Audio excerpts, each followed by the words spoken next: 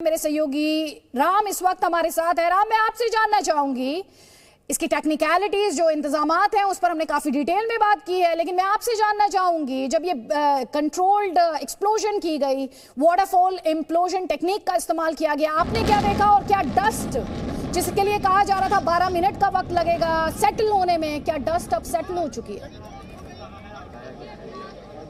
बिल्कुल सीधी तस्वीरों के जरिए अदिति आप देखिए, यहाँ से जो हम देख पा रहे हैं ये तकरीबन जहाँ पर हम मौजूद हैं और हम कैमरे के जरिए आपको दिखा रहे हैं, ये एरियल डिस्टेंस तकरीबन 1 किलोमीटर की है और यहाँ से हम सारी इमारतों को साफ साफ देख पा रहे हैं। ज़्यादातर जो डस्ट का गुबार था ये ऐसा लगा कि एक बहुत बड़ा जो धमाका था, और इस जैसे है हमने अमूमन देखा है कि कोई हाइड्रोजन बम या दूसरा कोई बम फटता है तो उस तरह का एक तरह का दृश्य था। वो नुकसान वैसा जरूर नहीं था, लेकिन धूल जो उठी वो कुछ उसी तरह की अचानक थी और ये सारी इमारतें एक तरह से उस धूल के गुबार में गायब हो गई थी।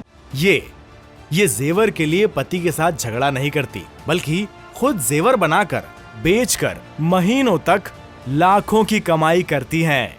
आपको भी कमाना है तो फ्रीडम ऐप को अभी डाउनलोड कीजिए। यहाँ तक कि धूल एक्सप्रेस वे तक भी गई थी, लेकिन हवा का जो बहाव है वो तकरीबन 14 से 18 किलोमीटर प्रति घंटे की रफ्तार से बह रही है और यही वजह है कि ये जो इमारतों के पीछे का हिस्सा है धूल उस तरफ गई है, इस तरफ आने के बजाय धूल उस तरफ गई है और वहाँ पर जो इमारतें हैं उन लोगों को स्वाभाविक तौर पर उस पॉल्यूशन को झेलना पड़ेगा। हालांकि इस वक्त जो हम तस्वीर देख पा रहे हैं, मोटे मोटे तौर पर कह सकते हैं कि आसमान और वो एरिया कम से कम जहां पर ये मलबा है, तकरीबन ऐसा लग रहा है कि 3 से 4 मंजिल तो मलबे में ही पट गए हैं। तो 3 से 4 मंजिल तक का ये जो मलबा है वहां से धूल का गुबार मोटे तौर पर हट गया है। हालांकि उसका प्रभाव अभी आधा 1 घंटे तक रहेगा, लेकिन मोटे तौर पर यहां से धूल छट गई है। और जब ये धमाका हुआ तो जो साउंड था वो बहुत तीव्र नहीं था, बहुत ज्यादा नहीं था। जहां 3700 किलो बारूद फटे, जहां पर इतनी एक साथ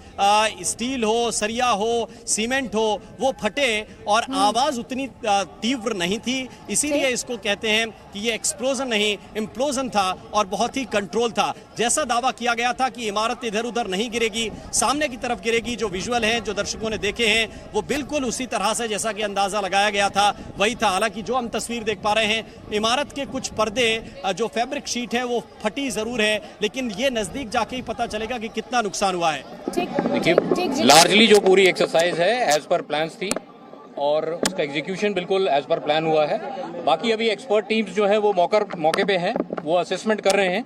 हम लोग भी अब उधर ही जा रहे हैं। उनका असेसमेंट के बाद जो है आपको फिर अपडेट देंगे। क्या डेब्रिस सर अंदर तक घुसी है? क्या जो ये एक्सपर्ट जो मौके पर हैं वही बता पाएंगे। अभी यहाँ से जो अभी तक पता चला है कि largely it is as per the plans. आज भाई ये सक्सेसफुल हो गया, क्या आगे भी ऐसे ही डिमोलाइज किया जाएगा? जो भी भ्रष्ट भूमाफिया होंगे या ऐसे कार्रवाई होगी? This is a hypothetical question. अच्छा सर, जो सोसाइटी के लोग हैं वो कब तक आगे रह पाएंगे? नोएडा तो एक मिनट सीईओ सब कुछ बोलना चाह रही है।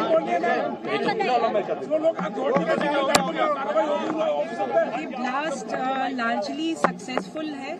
बाकी एडिफिस इंजीनियरिंग और जेट डिमोलिशन सीपीआरआई की टीम इस वक्त मौके पे है, तो कोई लेफ्ट ओवर एक्सप्लोजिव्स ना हो इसको चेक कर रहे हैं। जो डिमोलिशन वेस्ट था वो सारा लार्जली साइट के अंदर ही है।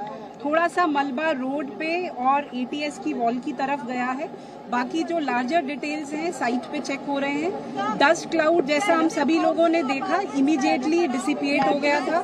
हमारी सारी machinery, smog guns, sweeping machine, water tanker site पे ऑपरेशनल हो गई है।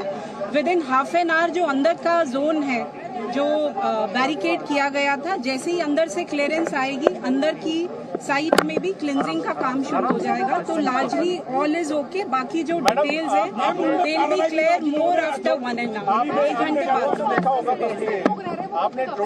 जो लोग रह रहे हैं उनको देखिए, इसके बाद एक तो क्लीनिंग कराई जाएगी, दूसरा जो गैस की सप्लाई है वो रिस्टोर कराई जाएगी, इलेक्ट्रिसिटी कनेक्शन रिस्टोर कराया जाएगा। 6:30 के बाद जो दोनों बिल्डिंग्स हैं उनके रेजिडेंट्स को अंदर आने की permission, that has already been communicated. Thank you.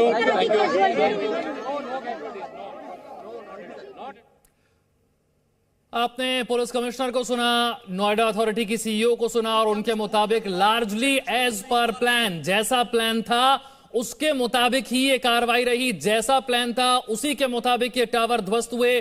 और अब जो आगे कहा गया है कि अब वहां पर एक्सपर्ट जो हैं वो मौके पर मौजूद हैं, उस एजेंसी के अधिकारी मौके पर मौजूद हैं जो एजेंसी इस काम के लिए लगाई गई थी। अब बाकी की जो बारीकियां हैं वो एजेंसी के अधिकारी बताएंगे, लेकिन जो पुलिस कमिश्नर का कहना है, जो कि नोएडा अथॉरिटी की सीईओ का कहना है कि वो लार्जली एज पर प्लान ही रहा, यानी कि जैसा प्लान किया गया था, जैसा सोचा गया था, उस प्लान के मुताबिक ही ये दोनों टावर गिरे हैं और आसपास की इमारतों को कोई नुकसान नहीं हुआ है। ये जानकारी अब तक सामने आई है। जैसे जैसे ये धूल का गुबार जो है वो शांत हो जाएगा, इसके बाद तस्वीर ज्यादा साफ हो पाएगी। The Honorable Supreme Court's order, and largely it is as per the plans. We are going to the site to assess the remnants which are What are there. the three aspects which you're going to be checking, sir? I'm asking you very short answer. Three aspects which you're going to See, one is if there is any leftover explosive which could become a safety issue.